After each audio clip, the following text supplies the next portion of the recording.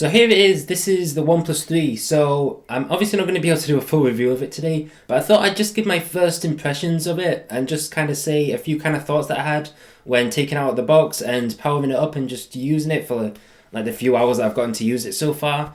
So yeah, as I said, this isn't going to be a review, that's going to be coming later. I'm going to be reviewing these guys first actually, the Bose SoundLink 2 headphones. So after that review, I should be doing a review on the OnePlus 3, so stay tuned for that. But anyway, just to start off with the look of this, I overall really like how it looks. It looks a lot more premium than the OnePlus One that I was using before. And there's a bit of something stuck in there. Okay, there you go. So yeah, I really love the aluminium look of this, and the front of it looks really great too. It's really nice and simplistic. There isn't like the thing is, on some of the phones you get like all these kind of, I don't know, like multiple cameras and stuff like that. I just like how simple it looks. I'm going to be throwing a dbrand skin on the back of it soon. I've already ordered that, well, a few days ago now, so it should be coming soon. But even just how it looks like by default, it just kind of looks really nice. It also feels really great in the hand. There isn't really it doesn't feel uncomfortable or anything. It doesn't feel too big. It's the same size as my old phone, so I'm kind of used to 5.5 inches anyway, so it isn't really a problem for me. That might vary depending on what phone you're coming from. The camera back does kind of protrude. How do you even say that word? It does kind of come out a bit on the back. As you can see, it's kind of hard to see it with it staying in focus, but it does come out the back. For me, that's not really a problem. I don't really know why people find it a problem. You just kind of put it down and it's fine anyway, and you pick it up. It doesn't really bother me at all, to be honest. I mean, that might vary. Again, I'll say if it does in the full review, but as of now, it's not as if it's like getting in the way of my finger or anything, and it doesn't really bother me. But yeah, one thing that might bother me a bit, I don't know if it will yet, is the headphone jack is at the bottom, which on my OnePlus One it was at the top. So I'm gonna see how that what difference that makes really. It might be a bit annoying because I'm gonna have to like put my phone in my pocket upside down and stuff, but I don't know, we'll see anyway. And the fingerprint sensor on the front is really great. So as you can see, it's really fast. You literally just tap it like that and it's open. Like, it's super fast. I don't know what it's compared to the iPhone, but this is super fast. It doesn't need to be any faster than that. And something else that's fast is Usbc charging, which I was trying to do a transition there, but whatever.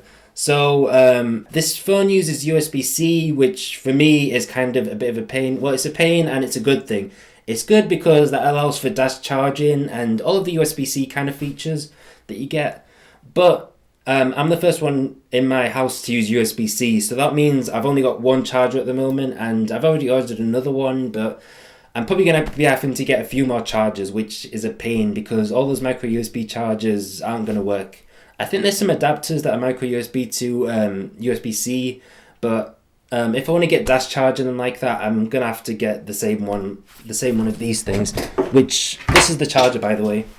So this is the actual dash charger wall plug. It's pretty small, pretty nice, and this is the wire. So as you can see, it's like proper USB-C. And another good thing about that is that it's reversible. The amount of times that I want to plug my phone in, and especially like before I go to bed or something, and you have to turn the wire over. It's really annoying.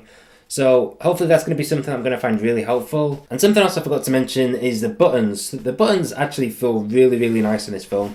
Again, I'm going from the OnePlus One, which the buttons were a bit kind of mushy. They didn't really have that satisfying click to them.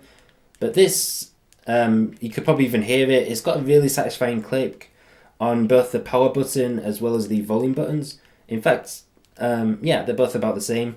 And there's the action slider, which I'm probably not going to use too much, because the thing is, I've got a Moto 360, and when you actually put the Moto 360 in Do Not Disturb, it also reflects it on the phone, so the phone goes into Do Not Disturb. So I've just always done that with my OnePlus One, and I've always found that works really well. So I've never really felt the need to have an action slider or anything like that.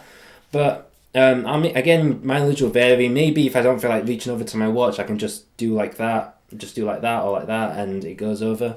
Sometimes it is kind of hard to move the action slider, I found, with one hand, but again, that's probably something I'll be able to get used to. But anyway, moving on to the software, I've decided against rooting for now because I wanted to be able to use stuff like the Barclays app and all of those apps that don't usually work when my phone's rooted for a bit.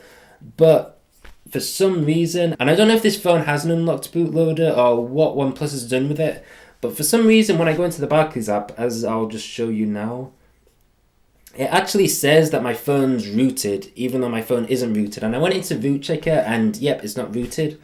So I don't really know what's with that. It's pretty annoying, but again, that's not really to do with the phone, that's to do with Barclays. So I'm probably going to have a go at Barclays after this video.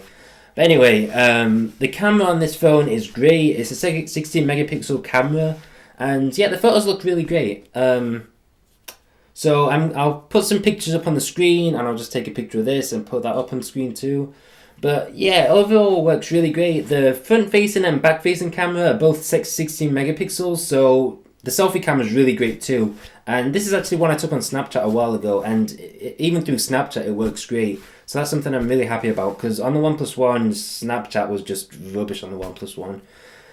But anyway, yeah, you can take slow motion video, you can do 1080p and 60 frames per second, which while recording it looks it just looks weird as anything. I've never used a camera like that before. Again, I'll have more photos and I'll be able to use my camera more between now and the review.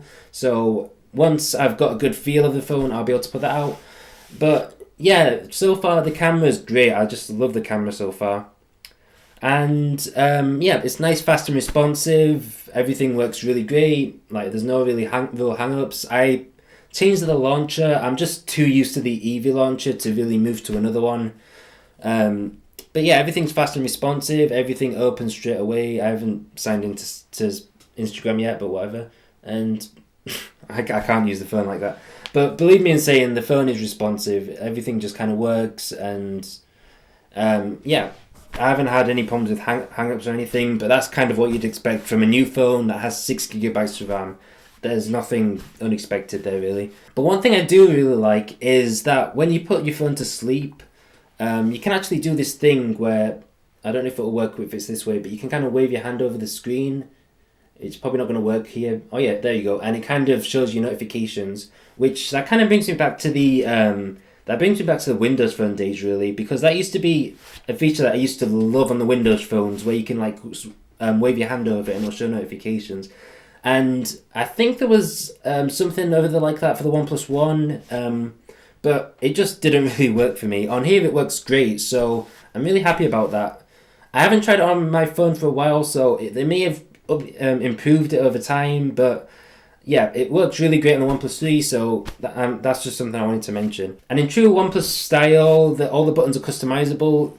One weird thing, or not really weird, but one different thing is that there's no, it's a good thing really, is that there's no actual, like, it doesn't say back, there isn't any kind of thing showing what the buttons do, because you're supposed to customize them. You're supposed to customize them to whatever you want.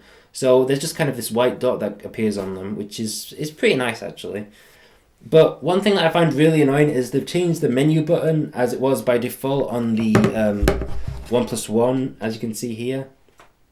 I'll just try and get it. It's kind of hard to see it, but that's, yeah, you can't really see it on the camera, but that's the menu button anyway. On here, it's actually a recents button, which for me, recents, I just double tap that, and that's how I do recents. That's how I've always done it. So that's really annoying for me. I wish it could be a menu button. Instead to get the menu up, you have to long press, which this basically is what happens when you press menu on the Eevee launcher.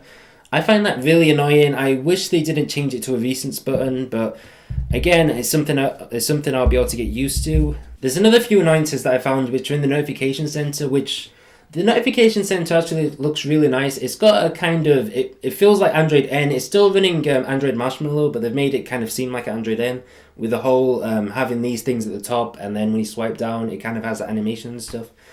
But a few things that I find annoying about it is when you tap on this here, it used to go to the to the calendar, sorry, but it just doesn't do that anymore, which I find really annoying. That's gonna have to be something I get used to. And it also used to be able to let you, when you long press on something, instead of going out into the actual settings app, it used to kind of just expand it there, which I used to really love. It's not going to make me hate the phone or anything.